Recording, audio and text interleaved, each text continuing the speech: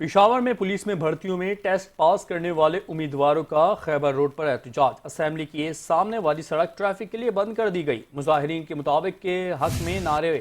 مظاہرین کا کہنا ہے کہ 1000 امیدواروں نے NTS پاس کیا، انٹرویو بھی ہوئے، لیکن بھرتی نہیں کیا جا رہا۔ اس پر مزید بات کرتے ہیں نمائندہ پشاور وحید الرحمان سے۔ جی وحید الرحمان، بتائیے گا اس احتجاج کے حوالے سے۔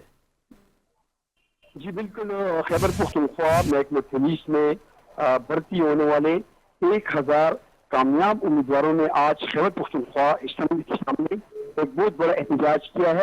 انہوں نے صبح تقریباً 9 بجے سے لے کر ابھی تک مسلسل روڈ جو ہے وہ ہر قسم ٹریفک کے لیے بلاک کیا ہوا ہے۔ جتنے بھی امیدوار ہیں 1000 جو کامیاب ہوئے ہیں، جنہوں نے NTS ٹیسٹ اور اس کے علاوہ انٹرویوز اور دیگر ٹیسٹ بھی جو ہے وہ پاس کیے ہوئے ہیں، اور ان کو بھرتی کے لیے جو فائنل انٹرویو تھا وہ بھی لیا گیا تھا، مگر تاحال ابھی تک انہیں بھرتی نہیں کیا گیا۔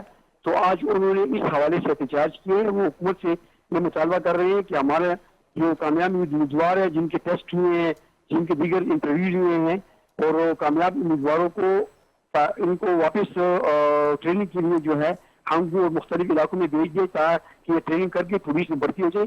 مگر دوسری طرف یہ بات سامنے آئی ہوئی ہے کہ محکمہ پولیس میں سفارش کے بل بوتے پر اور رشوت کہ اس پر جو ہے لوگوں کو بھرتی کیا جا رہا ہے، اور جو کامیاب امیدوار ہیں جو انہوں نے آج احتجاج کیا ہوا ہے، ان کو بھرتی نہیں کیا گیا۔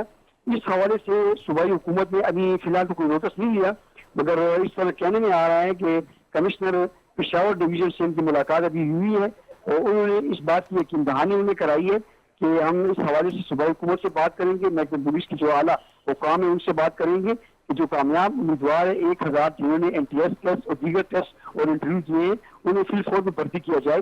مگر جو اس وقت احتجاج کرنے والے جو امیدوار ہیں ان کا کہنا ہے کہ جب تک ہمارے مطالبات پورے نہیں ہوتے اس وقت تک ہمارا احتجاج جو ہے وہ رہے گا، احتجاج پرامن رہے گا۔ اگر انہوں نے پھر ہمیں ویسی ہمارا کام بھی نہ ہوا اور ہمیں ویسی جھوٹے وعدے ہمارے ساتھ کیے، تو پھر یہ احتجاج نہ صرف پشاور بلکہ صوبے کے دیگر حصے تک بھی اس کو وسیع کیا جائے گا۔ جی بہت شکریہ وحید الرحمان، آپ نے ہمیں آگاہ کیا۔